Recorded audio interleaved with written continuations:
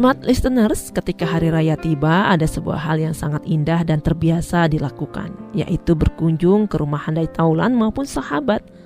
Hal baik ini tidak hanya memberi kebaikan bagi mereka yang melakukannya, tetapi juga baik bagi kita yang mendapat kunjungan, serta memperlakukan tamu yang datang ke rumah dengan baik.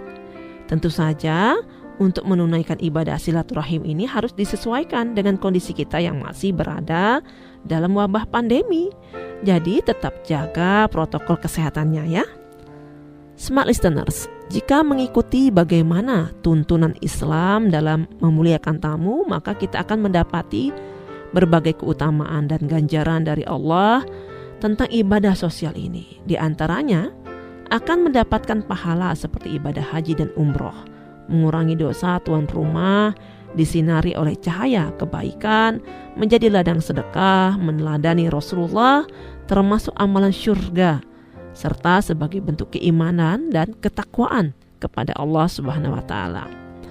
Untuk memuliakan tamu bisa dilakukan dengan banyak cara, di antaranya menyambut tamu dengan senyum yang baik, menjamu dengan makanan dan minuman, mengajak berbincang dengan kaidah dan topik yang baik, serta mengantarkan tamu hingga ke pintu rumah dengan baik dan ramah.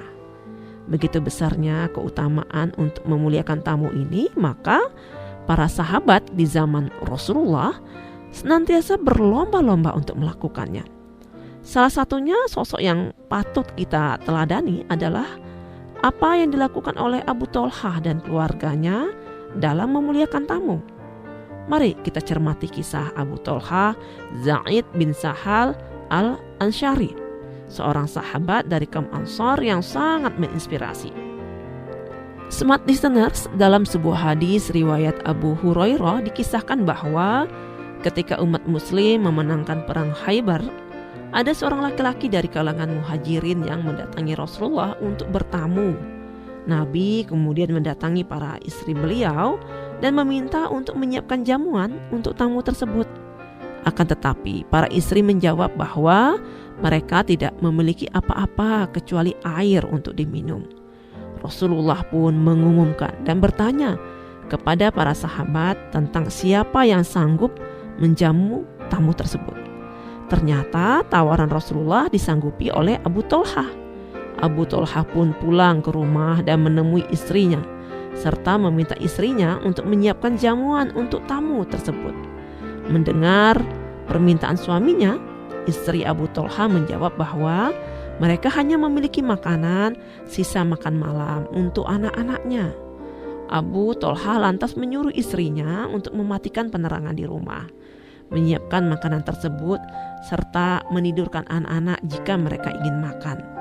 Ketika makanan telah siap, maka sang istri menidurkan anak-anak mereka dan berdiri seakan-akan sedang membetulkan penerangan yang rusak, padahal ia justru mematikannya. Dalam keadaan gelap tersebut, Abu Thalhah dan istrinya menemani sang tamu untuk makan. Akan tetapi karena jumlah makanan tersebut sangat terbatas, maka keduanya tidak ikut serta makan. Mereka hanya pura-pura makan dengan membunyikan peralatan makan. Sang tamu tidak mengetahui hal tersebut. Namun apa yang mereka lakukan ternyata tidak luput dari perhatian Allah. Demikianlah kebaikan akhlak Abu Thalhah yang sangat spektakuler. Dalam kondisi yang sangat terbatas sekalipun, beliau tetap berusaha memuliakan tamunya dengan sebaik mungkin.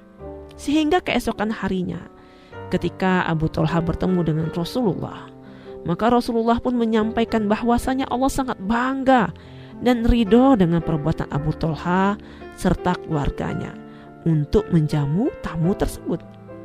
Kisah Abu Thalhah ini kemudian menjadi penyebab turunnya ayat Al-Quran, yaitu dalam surat Al-Hashr ayat 9. Smart listeners, demikianlah bagaimana Allah Subhanahu wa Ta'ala begitu menyukai orang-orang yang memuliakan tamu. Dan yang perlu diingat, untuk memuliakan tamu tidak harus dengan kondisi yang berlebihan. Selama kita mampu, dan yang paling utama adalah bagaimana menjaga spirit keikhlasan, walaupun dengan kondisi seadanya. Allah akan menyukai perbuatan baik tersebut, dan insya Allah akan memasukkan kita ke dalam golongan orang-orang yang beruntung.